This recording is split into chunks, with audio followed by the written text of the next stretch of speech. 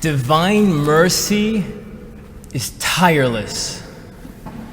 It's just a week since we celebrated Easter, which is the tremendous good news of joy that comes precisely through suffering.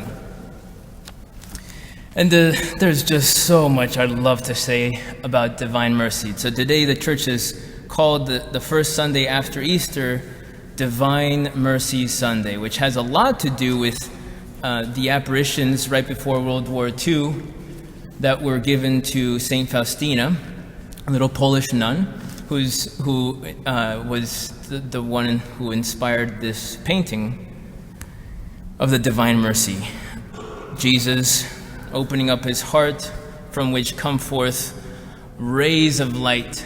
That she was directing the artist on how to paint, and she says those rays of light should be going directly at the viewer, which is, it's hard to depict that, but that's divine mercy that's coming after you. And no one is safe from the touch of divine mercy. Merciful love is coming after us. So, however, we're talking about divine mercy, and I want to distinguish divine mercy from human mercy or natural mercy. Just to say that divine mercy is something else. It's in movies you might see like this horrible criminal, somebody does something really bad, and then they catch a simple thief, and he pleads for mercy, whatever, and they're like, yeah, get out of here, and they let him go. That's not divine mercy. Divine mercy is tireless and powerful. It does something to the recipient. I'd like to propose today that divine mercy is the antidote to worry and fear. Divine mercy is the antidote, it's the cure or remedy from the grip of sadness that comes from grief. Divine mercy is the cure, the antidote for resentment and anger. Truly, every form of division. Divine mercy is powerful and tireless. Last Christmas, I heard this incredible story that really challenged me to rethink the way I see God's mercy. I mean, I believe in God's mercy. I know it's powerful. I've always known it's transformative. I've experienced that in my own life, particularly in such a way that led to my discernment of priesthood. And so I've given my whole life to preaching God's mercy, to giving God's mercy in the sacrament of reconciliation, to giving God's mercy through the Eucharist at Mass. Divine mercy is what I live for. And yet, just this last Christmas, I heard a story that shook me. And I share it with you today. It was shared by Father John Ricardo. I mean, he didn't make up the story. He received it from someone else recently. And I passed it on. The story is of Rudolf Hess. Rudolf Hess was born in Germany in 1900. Grew up, was baptized Catholic, was raised by strict Catholic parents. And numerous things. His parents wanted him to become a priest. He decided to join the military. Somewhere around there, his dad dies, and he becomes enamored with the ideologies that are being proclaimed by Adolf Hitler. Rudolf Hess eventually renounces his Catholic faith formally. And he's very gifted. So he rises in the ranks of the Nazi militias. He is eventually made the commandant, the overseer of a concentration camp in Dachau. Does very well there and is sent to become the commandant of the famous camp in Poland, Auschwitz, which is where St. Maximilian Kolbe and St. Edith Stein, or Teresa Benedicta of the Cross, where they were martyred. And no doubt, so Rudolf Hess was the commandant in Auschwitz from 1940 to 1943, which were the years where St. Max and St. Edith Stein were killed. And it's for sure that those saints were merciful saints and probably were praying for him. We're talking about a horrible person, someone who became so cold and apathetic, not only towards God, but towards people. A ruthless, senseless man. It was under his authority at Auschwitz that 2.5 million people were executed, exterminated like insects. He's the one who brought that chemical Zyklone B, the gas that they used to gas people. They could kill 2,000 people at a time in an hour. That's the sick, distorted person he had become. At one point, they arrest in Poland all of these Jesuit men, priests and religious, and they take them to Auschwitz. The superior of the Jesuits, Father Vladislav, wasn't present when the brothers were arrested, so Father Vladislav alone sneaks into Auschwitz because he refused to let his brothers die alone. He gets caught, obviously, and they take him to the commandant.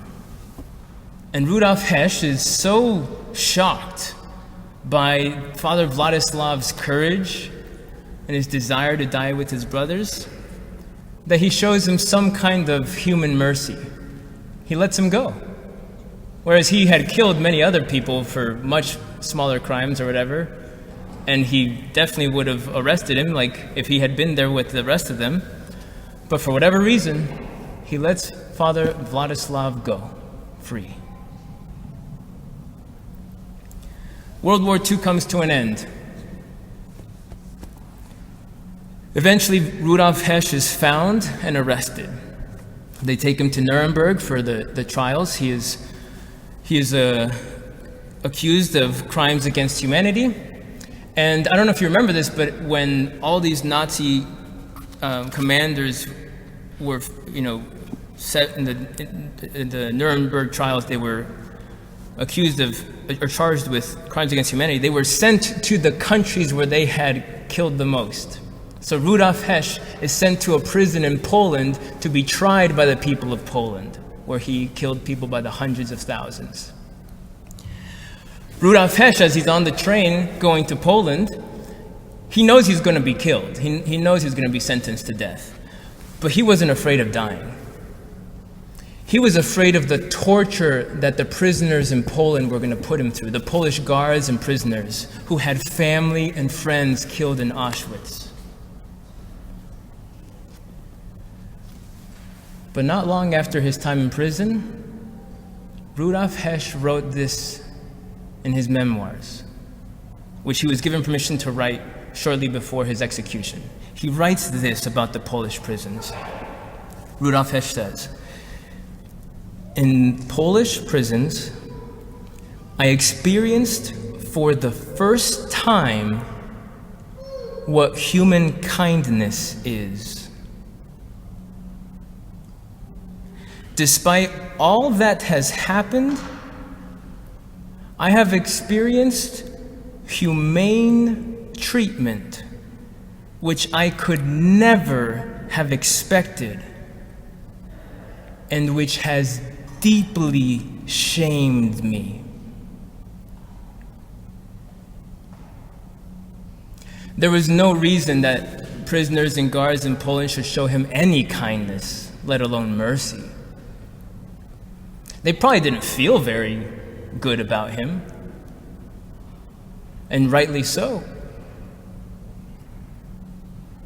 But friends, these prisoners became agents of mercy. Probably didn't do much, but just these little droplets of humanity and kindness were like drops of water on a rock, the rock of his heart, that slowly started to change him. It caused him, that kindness caused him to feel something he had never felt in his life: shame.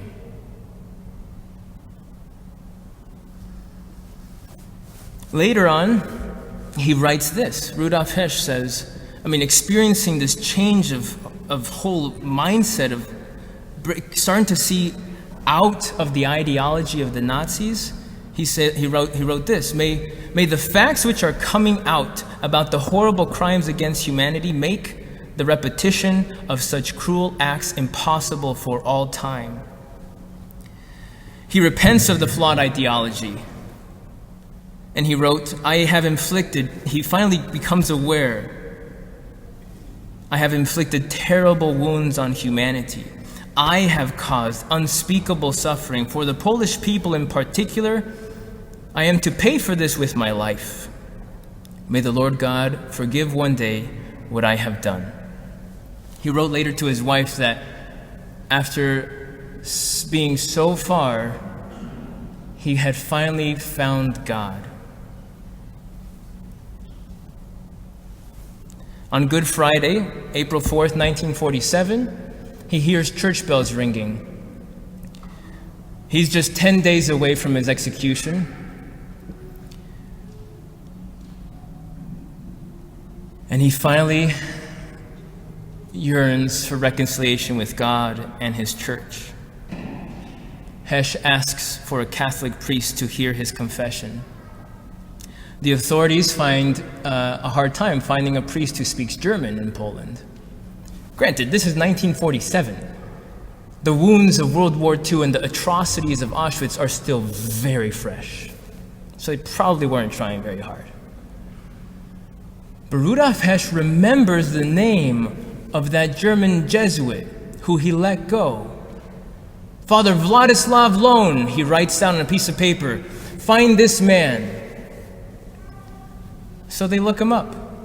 It turns out in God's providence that Father Vladislav is now chaplain at the Divine Mercy Shrine in Krakow. And they find him, in fact, praying in front of that Divine Mercy image.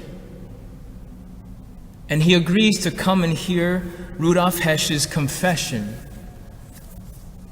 It's a long confession. Witnesses report. A long confession. Because friends, divine mercy is not human mercy. Divine mercy doesn't just make a person feel guilt, become aware of they've done wrong. It enlightens the mind and the heart to know the sins. Divine mercy is about redeeming, about saving. Jesus is desperate. Passion, death, and resurrection, he is eager, tireless to rescue sinners. Divine mercy is for sinful, evil people, for you and for me. And it is tireless, and it touches and reaches the animal that had become Rudolf Hess. The day after his confession, he receives communion for the first time since his childhood. Divine mercy is strange, folks. It changes people, it changes things, it redeems, it rescues even the most horrible of sinners, and that is strange. But it's an antidote, a cure, a remedy for us that we need to be receptive to. And we are called to be agents of mercy. Friends, knowing what God has done for a man like Rudolf Hess, we ought to be challenged to consider what he can do for those we are fearful for. The family, the friends who have left the church, those we know in our lives that are stuck in sinful ways, in ideologies, in corruption. But not just the ones that we're anxious and fearful for.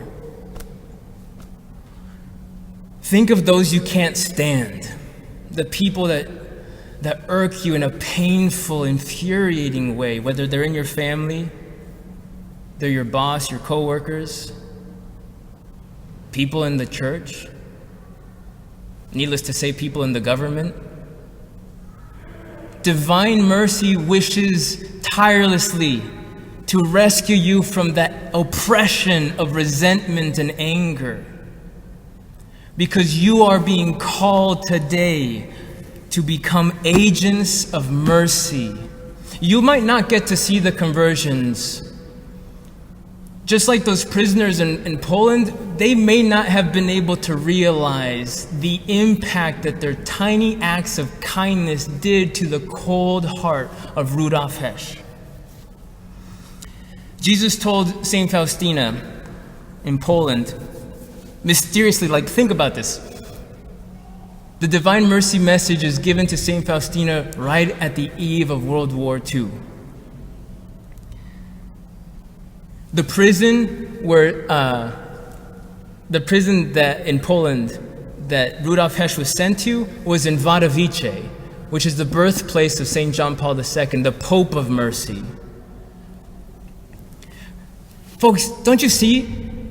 God knew exactly what he was doing. He had a plan. God's mercy is tireless.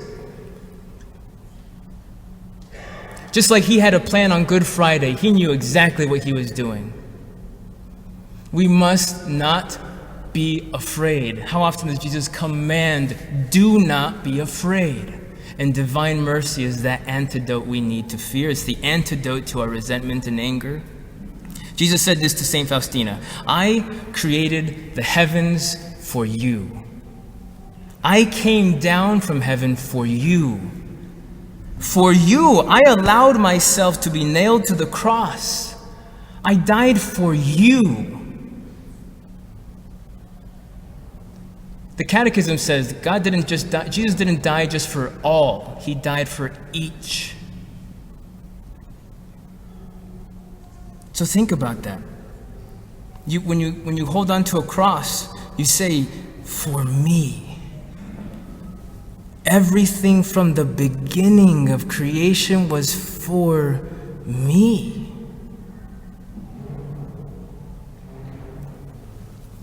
At the end of today's gospel, John, the writer of the Gospel of John, ends chapter 20 saying, Jesus did many other signs that are not written. And later on he says, not even the whole world could contain books with all that Jesus said and did. But these things, he says, are written so that you may believe. These words of the gospel are written for you. Divine mercy is tireless. We must let it change us, touch us daily, touch us in our misery, precisely where we're most fearful and most angry. If we allow God's mercy to touch us, divine mercy will change us and help us become tireless, to not get weary of showing mercy, of being agents of mercy that this world desperately needs.